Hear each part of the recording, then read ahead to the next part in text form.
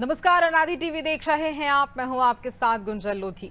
मध्य प्रदेश के मुख्यमंत्री डॉक्टर मोहन यादव ने अपने 2 वर्षीय कार्यकाल में न केवल रोजगार को बढ़ावा दिया है, बल्कि मध्य प्रदेश को औद्योगिक के नक्शे पर लाकर भी खड़ा कर दिया है। डॉक्टर यादव का 2 वर्ष का कार्यकाल उद्योगों को स्वर्णकाल है। बात की जाए तो जहां पद संभालने से लेकर अब तक डॉक्टर मोहन यादव के प्रयास के फलस्वरूप मध्य प्रदेश में निवेश कागजों पर नहीं हो रहा, बल्कि धरातल पर उतर रहा है, जिससे मध्य प्रदेश में एक तरफ तो रोजगार क्रांति आ रही है और दूसरी तरफ आर्थिक समृद्धि के नए द्वार भी खुल रहे हैं। और अब हैदराबाद के उद्योगपतियों से मध्य प्रदेश में निवेश के लिए सीएम डॉक्टर मोहन यादव की 1-to-1 चर्चा और रोड शो ने रूस के साथ साझेदारी के नए द्वार भी खोले हैं।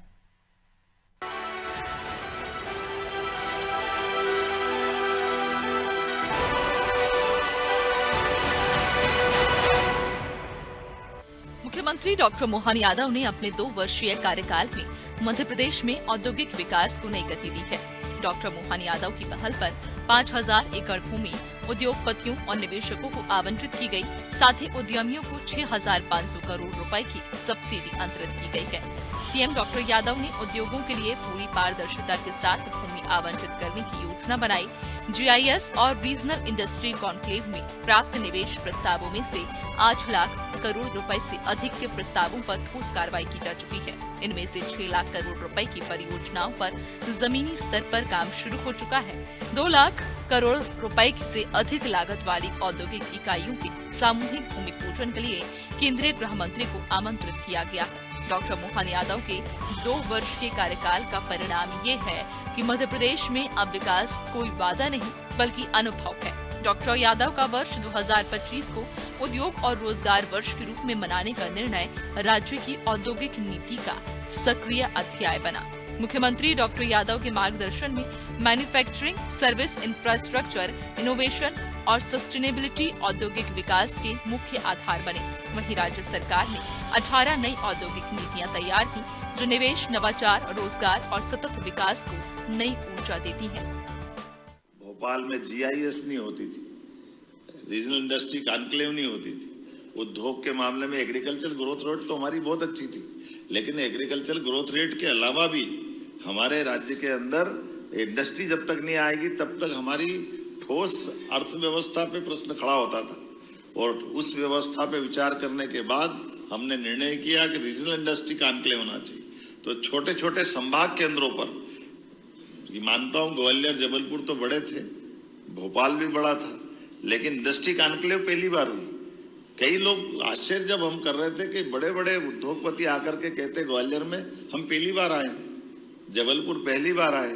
तो जब जबलपुर ग्वालियर तो आए, लेकिन सागर और नर्मदापुरम में भी और शहडोल में तो जो हमारा इस्पात का कारखाना टीएमटी सरिया वाले ने लगाया, वो अग्रवाल जी आकर बोलते कि मैं तो बिल्कुल पास का छत्तीसगढ़ का ही हूँ, लेकिन मुझे ध्यान ही नहीं गया कि शहडोल में भी हो सकता है क्या ये 3000 करोड़ का बड़ा एक इंडस्ट्री का पार्क। ऐसे निवाड़ी जैसे जगह जिले में एक बड़ा इंडस्ट्री है। निवाड़ी 1.5 विधानसभा का जिला, लेकिन निवाड़ी जैसे जिले में एक 3000 करोड़ का बड़ा कारखाना इस्पात का अगर वो लगता है तो ये हमको सबको प्रेरणा भी देता है, गर्व भी होता है। डॉक्टर मोहन यादव ने इज ऑफ डूइंग बिजनेस से आगे बढ़ते हुए कॉन्फिडेंस ऑफ डूइंग बिजनेस का नया दौर शुरू किया है, जिसमें निवेश प्रक्रिया को न केवल सरल और तेज बनाया गया बल्कि उसे भरोसेमंद और पारदर्शी भी किया गया। अब हर निवेशक ये अनुभव कर रहा है कि मध्य प्रदेश में उद्योग स्थापित करना सुविधा से आगे बढ़कर एक सुरक्षित निर्णय है। इंडस्ट्री प्रमोशन पॉलिसी 2025 इसी दृष्टि का प्रतिबिंब है। पूंजीगत निवेश पर 40% तक सहायता, रोजगार और निर्यात आधारित प्रोत्साहन और एफडीआई को बढ़ावा देने वाले प्रावधान इस नीति को निवेशकों के लिए विशेष रूप से आकर्षित बनाते हैं। गारमेंट्स, फुटवियर और टॉय उद्योग में प्रशिक्षण और रोजगार के नए अवसर खुले।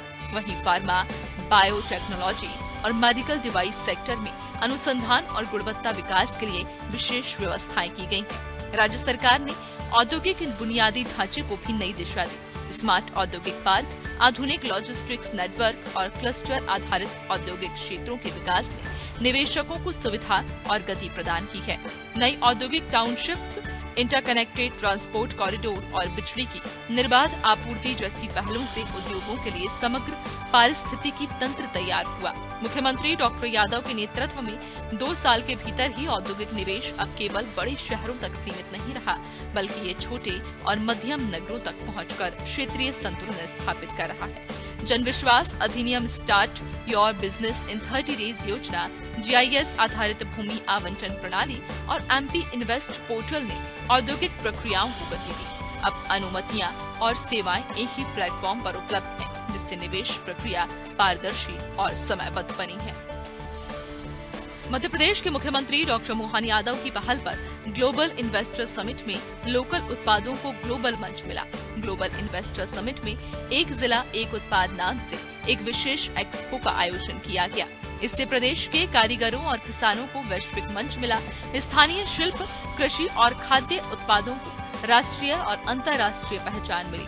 एक्सपो में प्रदेश के जिन 38 ODOP उत्पादों के लिए विशेष स्टॉल लगाए गए, उन्हें लाइव काउंटर और प्रोसेस काउंटर में विभाजित किया गया।